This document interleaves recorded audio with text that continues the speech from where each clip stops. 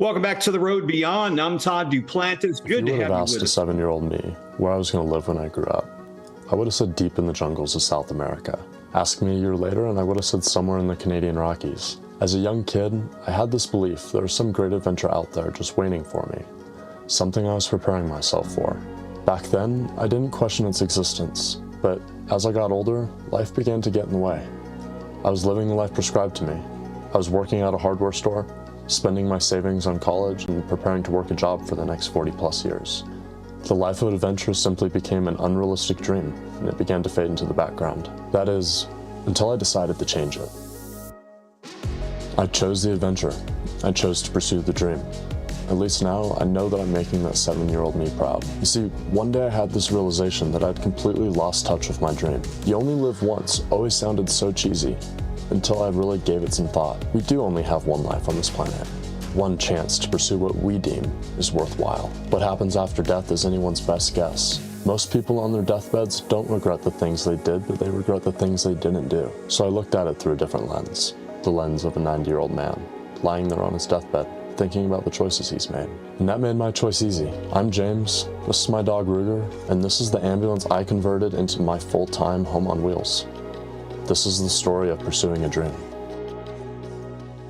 So it's about 6:30 in the morning. You're on The Road Beyond. Welcome back. I'm Todd Duplantis. Good to have you with us tonight. Now, as you just saw, we're going to be joined by a young man we introduced to you months ago, back in March. He took this ambulance and converted it into a rolling home so he could go on his adventures. And he is James Williams, who is literally out there on the road beyond by himself.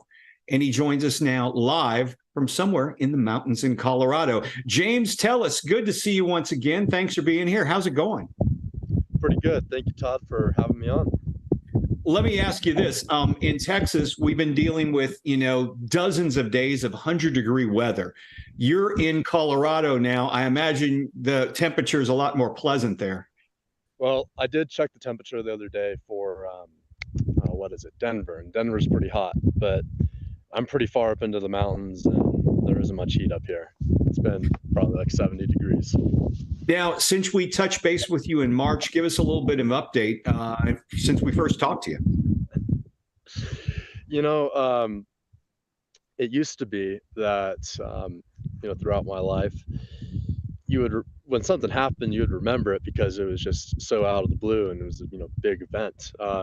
There's been so many things happening, I just can't seem to remember them all.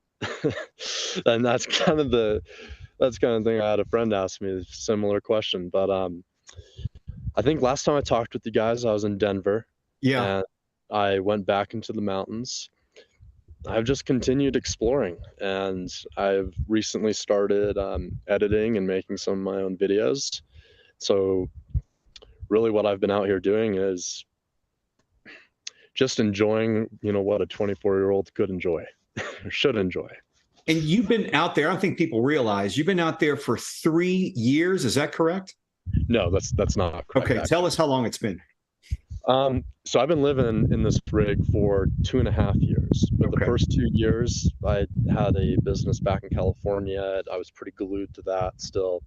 But 6 months ago, I got on the road, no more home base, nothing. And so I'm finally living the actual dream that I've always had. I know you mentioned to us earlier, what did your day look like today? Because it sounded pretty good. You're out there on your bike? Well, I worked most of the day up until about 2 o'clock. I had some videos that I'm putting together and stuff like that. But I decided just to jump on the bike, and I'm right now Rio Grande Reservoir. So I almost made it to Silverton, made it over this mountain range. Then I took another trail, single track trail, and just went pretty deep into the mountains. Got back, jumped in the lake, and then got on here to meet with you guys. There you go. James, bringing Scotty Barrett, our producer. You are living the dream that many of us have, but sometimes those dreams turn into nightmares. Talk to me about that. You've had a few nightmares. I'd say this, that as far as it being the dream, I think that van life is romanticized by a lot of people. And it's romanticized because subconsciously in people's minds, this represents freedom. And, there is a degree of freedom that comes with something like this. But there's also downsides to doing something like this. Is I'm generally alone with my dog because I still am, I'm wanting to work and be productive. I don't find myself around people as much as I normally could. So there's those types of things. But if you're referring to what I think you're referring to, I got out here 6 months ago because I lost a business I'd been working on for a long time, and it was a massive restart for my life. Something I wasn't expecting, but let me tell you, sometimes you think your world ends, and sometimes it's just the beginning. James, we're talking with James Williams. He is roaming Colorado right now in a converted ambulance. He drives around, been on the road for now 6 months. And tell us, we found this interesting the last time you talked to us, how you're connected with the rest of the world, because it's something everybody's heard of, but not many people are using it. Oh, well, I might need to go inside because it's starting to rain. That's the great thing up here is that there's... That's what happens when you're on the road. It rains almost every day up here. You send some of it down our way, will you? Yeah, really. But I'll real quick. It's not too bad, but there's the rig, and I don't know if you can see that little tiny dish up top. But that dish is Starlink. The great Elon Musk is. I can be thankful for that, or thank him for that. So there's no cell reception where I'm at right now. Right. As soon as I turn off that receiver, I'm completely dead. I'm not going to get any calls. I'm not going to be able to surf the internet. None of that. But you've had connectivity the whole time, though, using Starlink, right? How has the connectivity been? So it's a emerging technology, and anytime you have an emerging technology, there's going to be issues with it. I haven't had issues except for upload speeds. So download would be something like streaming movies, what we're doing right now. Upload, I'm making videos. So let's say one of my videos is 10, 15 gigabytes. Yeah. Well, guess what? With a 10 megabit upload speed, it's going to be a long time before that video actually gets uploaded to the internet. But at least it gets up there. It does. There is some odd things to think about when you're in a, self-sustained type of situation, because right now I don't run a generator.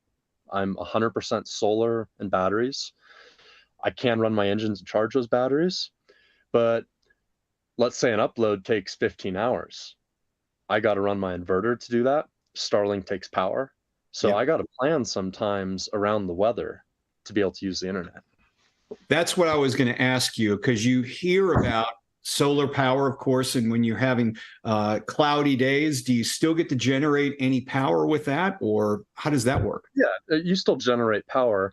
What I find is that, so I don't have too many batteries. I have 3 batteries considered 300 amp hours. It's not a huge setup, but it works for me. Let's say if there's 3 or 4 cloudy days, I'm going to run it all the way to 0. I have 2 options. I can either run my engine, not efficient at all, or I can find some place to plug in. Basically what I'm saying is when it does get cloudy, I have to think about my power consumption. I've always said this, we'd be able to solve a lot of our water problem if everybody had a 100-gallon tank at home that only got filled up once a week. Yeah. You learn a true conservation with that.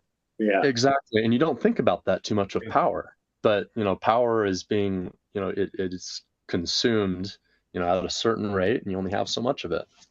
Now, what do you have? You have 4 solar voltaic panels on the top. Let's see that picture of the top of your van there that I gave you, Nathan. See, there's 1, 2, 3, 4. Is it 6 or 4? No, there's 3 panels. They're 210 watts each, so that's a total of 630 watts. And as you can see in that picture there, it's on a tilting. There's a subframe that I built into the rack. I built that whole roof rack there, And when you tilt the solar, the really cool thing here is that if you angle it at the sun, you're going to get a substantial increase in your power output. So that itself makes the whole system more efficient. Well, you're still generating power even if it's flat and you're driving around, right? Yeah, you are. But during the summer, this isn't as much of an issue. But let's say during the winter, the sun's hanging lower in the sky. If it's the middle of the day, right, I might be getting, this is just my system, I might be getting 15, 20 amps of input. Right. And if I tilt the panels at the sun, it's going to jump to 25 to like 28. There. Yeah. Let me ask you this, because I don't know if we talked about it much last time. People wondering, you're out there on the road, you're somewhat self-sustainable. What do you do for food? Do you hunt at all? Are you a vegetarian? Do you pick things up at Walmart? No, I'm a meat eater. You I'll hunt say at Walmart. on my motorcycle ride today, I drove by this big Angus cow, and my mouth just started watering. I think that's how you know you've been out here too long. Yeah. I've been in Colorado, so I don't really have an excuse here. I could have gone ahead and got my hunting license out here. I do have a fishing license, so I last night I had 2 fish. I got 3 fish in the fridge right now. Maybe after this call, I'll go grab a few more before dinner. Hunting would be, I think being off the land is the best case scenario for me, because that's kind of just what I enjoy. Right. But I like to try to stock up every 2 weeks or so. I do things like smoothies in the morning, spinach I put in those smoothies. That stuff goes bad. So I actually blend it up and put it into one of those ice cube trays. Have little ice cubes full of spinach, so that way things that would go bad don't go bad.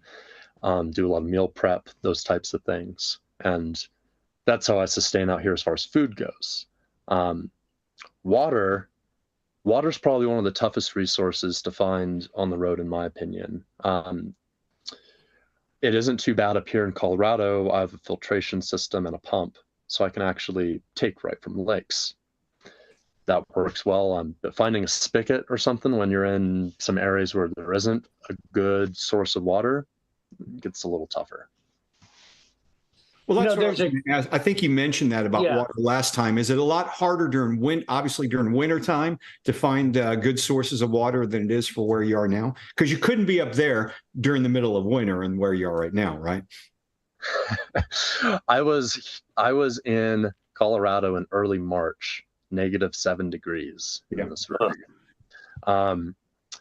So you do find that some spigots are turned off because they're winterized and that type of thing. It's just being resourceful. There is a community of land roving RV people in America. And tell us what your experiences have been with some of these folks. There are people from all walks of life, and I'm still learning about it.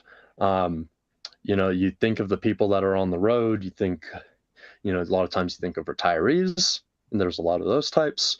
There's a lot of hippies. There's a lot of convicts.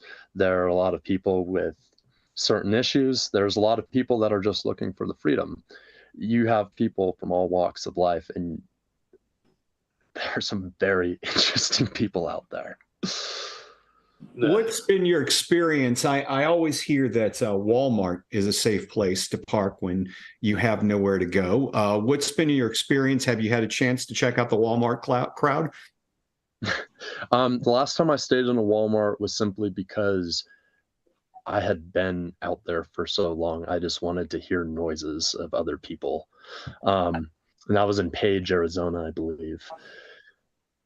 No, there was some more recent. So it depends on the Walmart, first of all. You'll find that traveling cities, like people or cities that have an influx of, tourism during the summer or something like that, they're more likely to allow it. But Walmarts don't just blanketly allow you to sleep in their parking lots.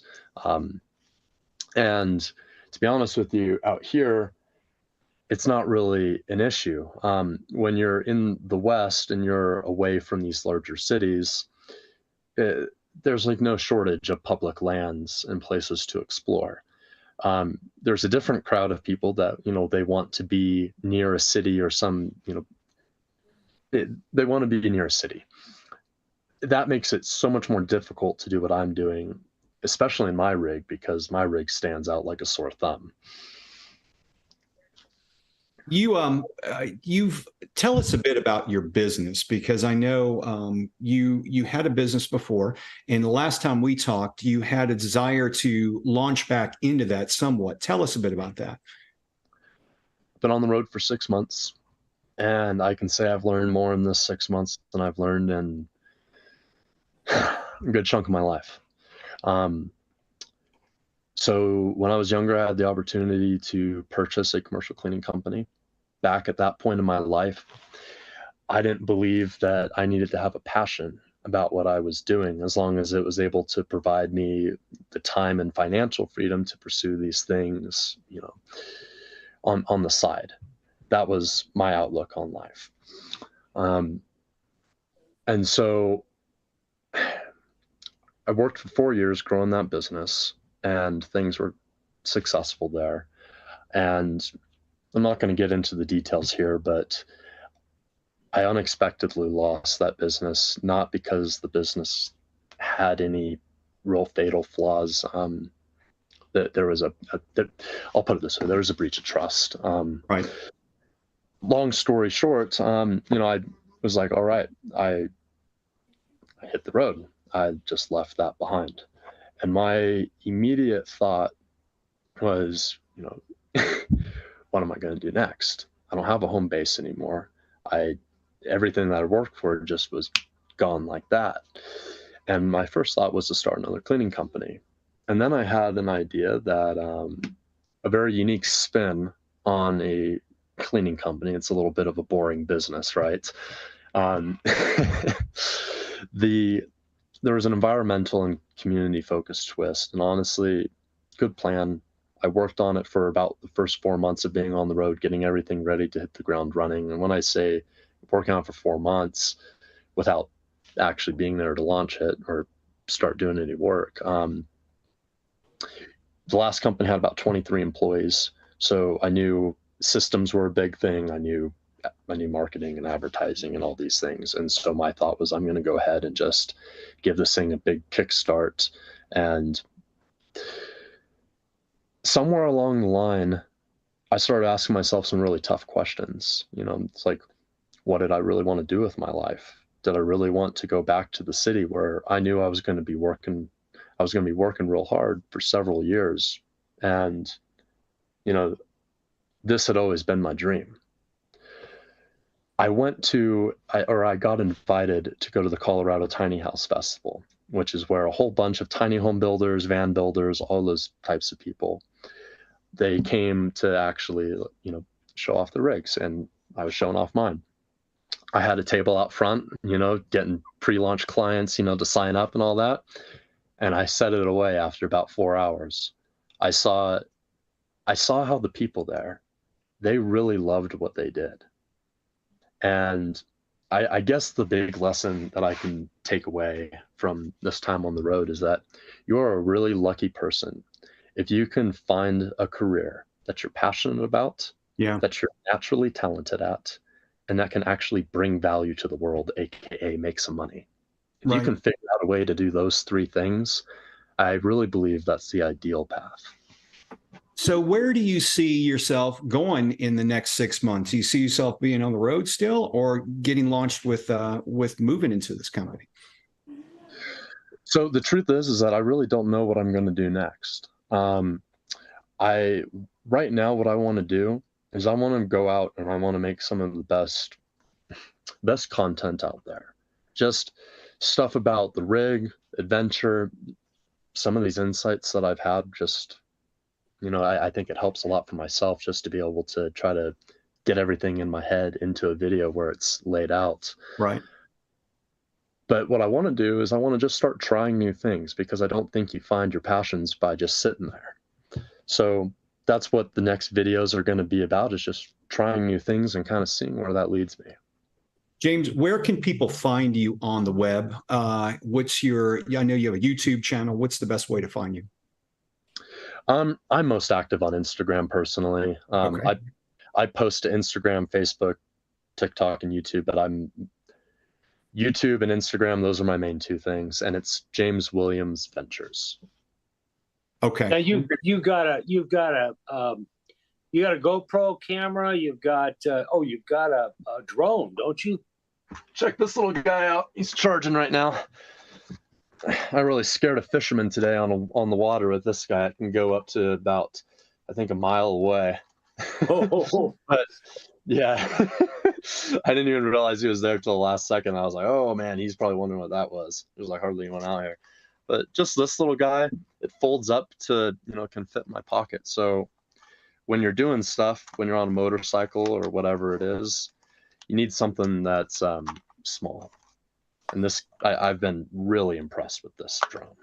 Now, James, we on the Road Beyond podcast, we are interested in lights in the sky.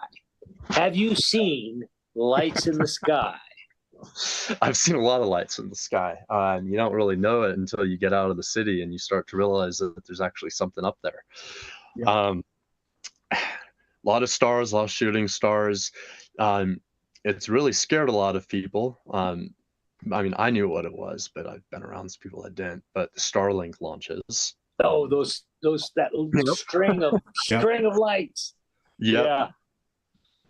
People have freaked out with that, but James, it's always great to talk with you, and we hope to keep in touch with you as you traverse outside of Colorado and on with your adventures. And look for James on Instagram. What's your handle? James Williams Ventures, not Adventures, Ventures. James Williams Ventures. All right. We appreciate you being here, James. Best of luck to you, and thanks for joining us on the Road Beyond podcast. Hey, thanks for having me on. I appreciate it. All right. Along the lines of lights in the skies, hey, way down in Peru, in a remote area in northeast of the borders of Brazil and Colombia, and indigenous people of the Nanhe River Basin have seen aliens who can fly, they say. This Peruvian river system feeds into the mighty Amazon River and flows east of the Atlantic through the Great Rainforest. These jungle people say they have seen strange beings. That's right. Here's some fuzzy images you can take a look that were apparently captured. These natives say they were being harassed at night by beings that were described as wearing green armor and helmets, and they even tried to kidnap a young girl of their tribe. One native shot at one with a gun and says he flew away up into the darkness, Scotty. Well, now then the authorities got wind of this, and these strange reports, these strange visual images, and they took a boat ride. Now, you got to understand, this region of Peru in the northeast corner, there are no roads to it. So it was a 10-hour boat ride to get there. But when they got there, this is what they found. Let's look at this. They found this. They found evidence that the river basin were involved in operations of illegal gold dredging. These illegal gold dredging operations were rampant. They came across about 10 of them. And these gold bandits used these long tubes, sophisticated jets to mine their gold. Makes a big mess, as you can see. And these bandits could literally fly around with these high-powered jets on their feet. But the reason that their mining is illegal is they take a devastating toll on the ecosystem, because the rivers that feed the Amazon get filled with this silt and sludge. Right. It's not good. It's not good at all. Well, in any case, folks, looks like at least this alien drama has been solved. I don't. Logical. Let's not go that far. Let's not go that far. This is one explanation of what. Right. I'm going to go with guys in flying boots. Flying boots with maybe the aliens are also mining gold. Come on. Hey, that's what they've talked about the Anunnaki for many, many years. That was a theory there. Hey, Scotty, thanks for being here tonight. Folks, we're about to wrap up the show. Find us on Facebook and Twitter as the Road Beyond Podcast. We also have a Road Beyond Podcast Facebook group on Facebook. Look for that. Follow us on TikTok as Road Beyond Podcast, on Instagram at Todd Duplantis 65, and more for updates. Make sure you subscribe to our YouTube channel. And most of all, join us here live Monday nights, 7 p.m. Now, we won't be on for the next couple of weeks because of a couple of holidays, but we will be back, I believe, mid-September or so. So we'll look forward to seeing you. Thanks for being here, Scotty. All right, Todd. And thank you all for joining us on the Road Beyond Podcast.